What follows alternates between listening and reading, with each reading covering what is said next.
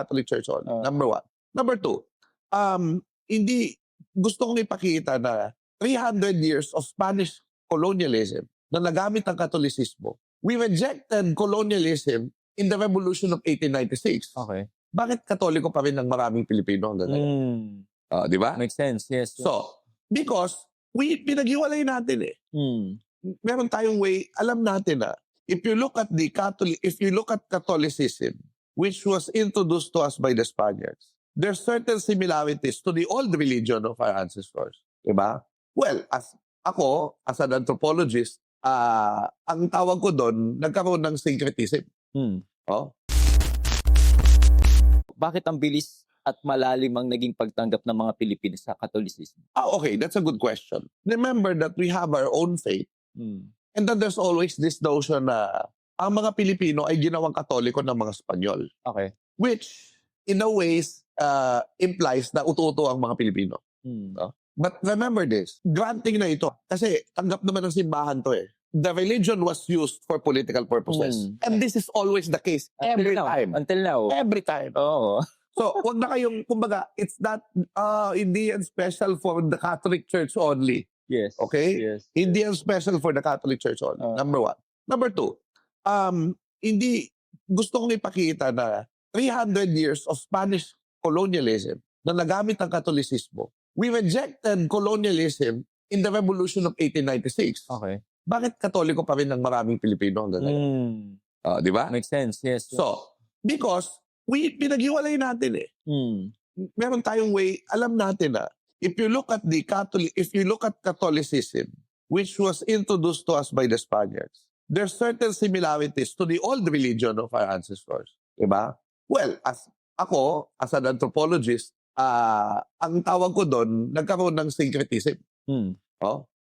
For people perhaps like Brother Maximiliano, diba, who wrote a history of the church, it's a purification. I will not argue with that. Kasi it's a religious interpretation. But in the syncretism, because similar yung faith ng Catholicism sa mga ninuno natin, among Asians, kasi di ba hindi tayo naniniwala sa reincarnation. Yes. Hindi naniniwala ang all Filipinos sa reincarnation. Hindi tayo naniniwala sa sobrang daming Diyos. For one, we have the Supreme God, which is Bathala, which is basically God the Father. Di ba?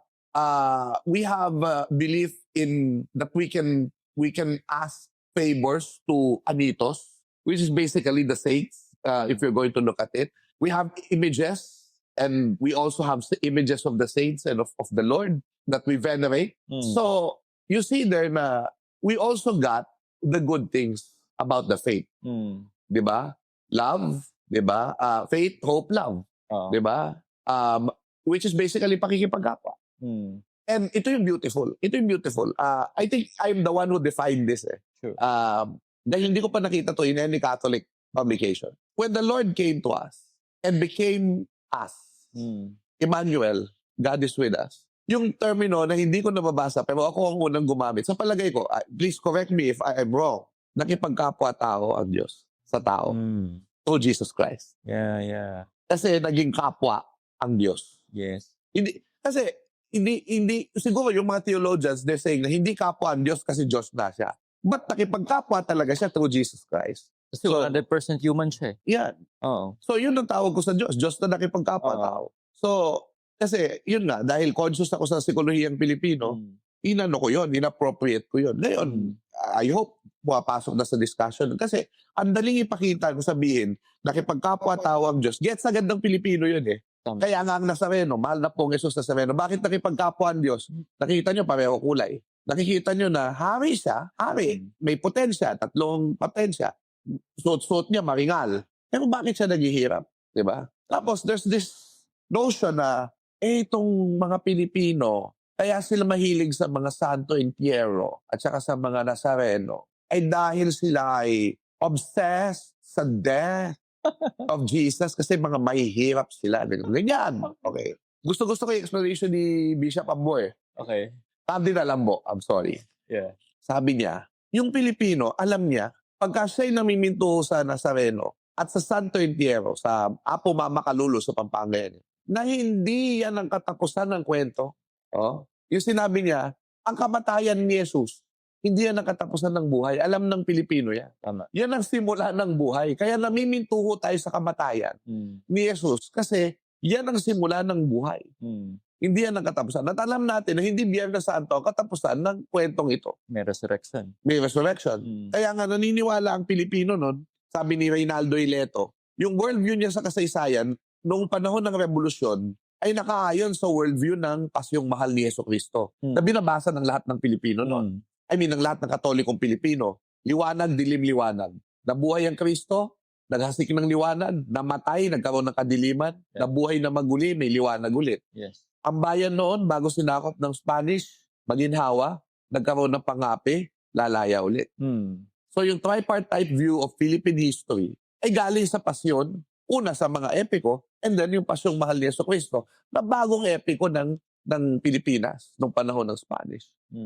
So, yun yung makikita natin na dikit ang kulturang Pilipino, kaya natanggap natin ang Katolisismo. At yun din yung talent ng galing at lakas ng kulturang Pilipino na hindi siya na-wash away. Yes. Na natili siya sa isang bagong forma at ito nga sa formang Pilipinong Katolisismo. Do you know that sinulog is actually a war dance? Similar sa war dance ng Tausug, similar sa war dance ng taga Visayas. War dance yan kasi ang sinulog, what is the Santo Niño? The Santo Niño devotion first happened during the Reconquista.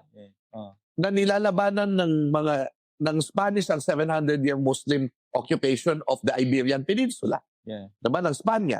So, tandaan natin, nung panahon ng Spanish, nilulusog ng mga sultanates ang mga coastal towns ng Visayas.